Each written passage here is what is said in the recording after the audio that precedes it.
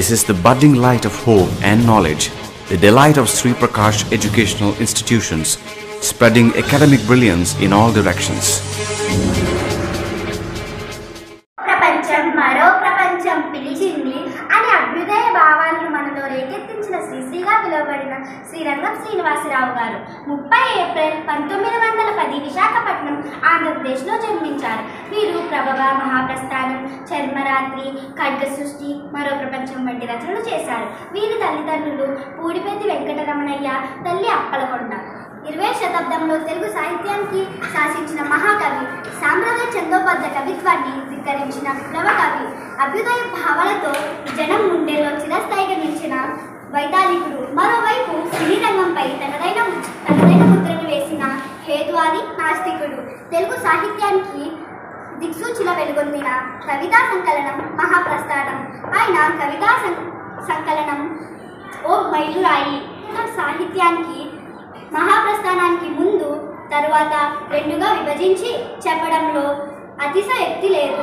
మరో ప్రపంచం మరో ప్రపంచం మరో ప్రపంచం పిలిచింది అంటూ మహాప్రస్థానం గమ్యం కాదు, గమనం లక్ష్యంగా యుద్ధ మర్యాదలతో జీవితాన్ని అలంకరించింది. పేద ప్రజల కోసం ఏర్పడిన సిద్ధాంతాలు ఏవైనా అవి నావేనంటూ తన రక్తనిష్టలో రంగరించుకున్న మరొక మహాకవిని మరో 1000 ఏళ్ళైనా చూడలేము. తన కవిత్వాన్ని ముందు మాట వ్రాయండి అని శ్రీశ్రీ గారు అడిగితే కవిత్వాన్ని తూచేరాళ్ళు నా వద్ద లేవని అన్నాడు చలం. తూచవద్దు, అనుభవించి పలవరించమన్నాడు శ్రీశ్రీ. తనకి ప్రపంచానికి సమరస్యం కుదిరిందాక కవి చేసే అంతర్బహిర్ యుద్ధరావమే కవిత్వం అంటాడు చలం. అందువల్లనే దిక్కుల్ని, దేవుల్ని, అధికారుల్ని ఊగించే శ్రీశ్రీ పద్యాలు అంత అభిమానం చలానికి. నెత్తురు కన్నీళ్లు తడిపి కొత్త సిరా తయారు చేశాడు శ్రీశ్రీ. కవిత్వాన్ని, ముఖ్యంగా తెలుగు కవిత్వ కన్యల్ని చూస్తే చలానికి అభిమానం. శబ్ద సౌందర్యంతో తృప్తిపడి సంతోషించవలసిందే కానీ చెప్పేదానికి అర్థం వెతకడం అవివేకం అని చలం అంటారు. ధన్యవాదములు. ఇప్పుడు మన స్నేహితులు మహాప్రస్థానంలో ఉన్న కొన్ని కన్నికలను పాడబోతున్నారు. మరో ప్రపంచం మరో ప్రపంచం మరో ప్రపంచం పిలిచింది, పదండి ముందుకు పదండి త్రోసుకు పోదాం పోదాం పై పైకి, కదం తొక్కుతూ పదం పాడుతూ హృదంతరాలం గర్జిస్తూ పదండి పోదాం వినపడలేదా మరో ప్రపంచపు జలపాతం, దారి పొడుగునా గుండెనెత్తులు తలపడ చేస్తూ పదండి ముందు, బాటలు నడిచి పేటలు గడిచి కోటలన్నిటిని దాటండి,